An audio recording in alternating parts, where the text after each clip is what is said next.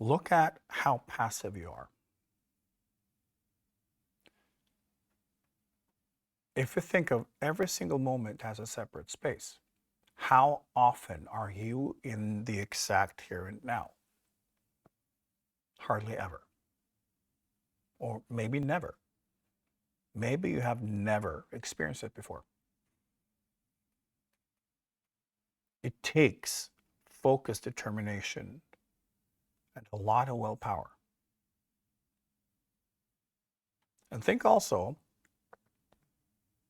when we are in this passive state wanting to serve, it's because it's pleasant to then let things just flow through, and we have no idea, which means that we can feel good and create a story about ourselves, about how important we are. But we're not. Because you're not part of creating. You're just living in the consequences. You're still part of the echo.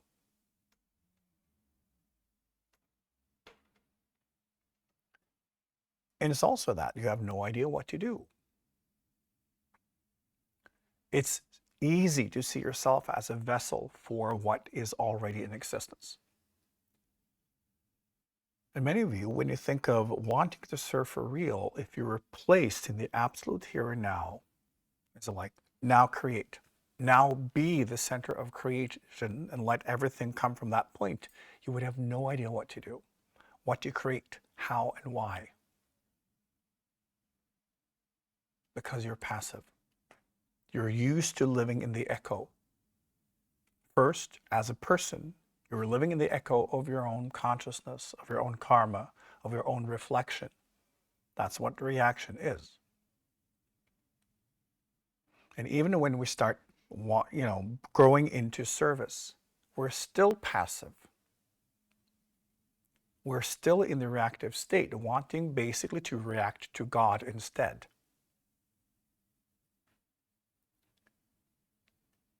When you're awake, you actively, consciously create with intention, continuously, every second, every moment, and you know exactly what you do. And you know why you're doing it. And you understand that everything you do from that point will have an enormous consequence. It is part of building the platform where everybody else will experience it as part of the fabric of life that is hitting them. That's the universe they exist in.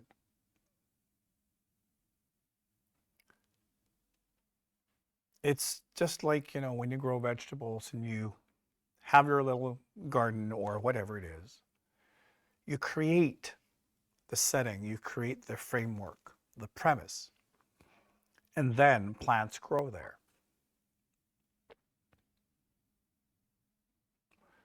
That's what you do spiritually when you're in the here and now. And it's only then you have any real impact. So unless you don't know what to do in the here and now, why would you even want to be there? What is it you could do there that you can't do now?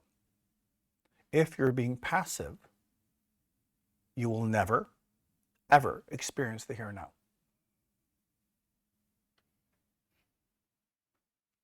Become more aggressive. Want something. Create goals. Do something with your life. Even when people are into spirituality, I hear so many people spending most of their life complaining about everything they don't have or that they're not able to do or not achieve, all the opportunities they haven't gotten. They're living in the shadows of the here and now.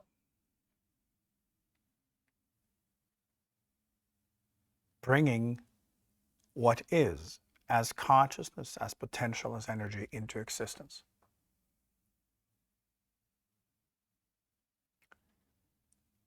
how you practice is to engage in life. Try to initiate. Try to be the first. Try to start. Don't wait. Often what we do in life is we wait until we see what other people are doing and then we make our decision. That's not being creative. Then you're still in the echo. Be first. Make decisions. Go for what you actually want. Do something. Do not accept any limitations. Be aggressive in the way that you say that, okay, my will is also part of the divine will. So there's room for that. Whatever I want to do is then part of the universe. It doesn't necessarily mean that what you do will be in disharmony or will compromise others. We have this idea that any form of aggression and will harm others. You know? And yes, in an immature consciousness, that will happen because you've not learned how to be in harmony yet. So when you do what you want, it has consequences where you see, oh, you step on other people's toes, or it has, some negative consequences for other people because you're out of tune, and you need to learn how to balance that. But you can only learn to balance by being first, by taking initiative, by still going for what you want, doing things and see what happens, and then you can adjust. Overstepping is not a problem. Being passive is a problem. Waiting is a problem. If you do something and other people are compromised somehow, you can learn from that. So you can be in absolute focus, in absolute force, and still harm no one. When you are in harmony, then your energy will be nutritious. It will be in harmony with the world around you, and it will inspire, it will uplift, because then that force can also be absorbed by others.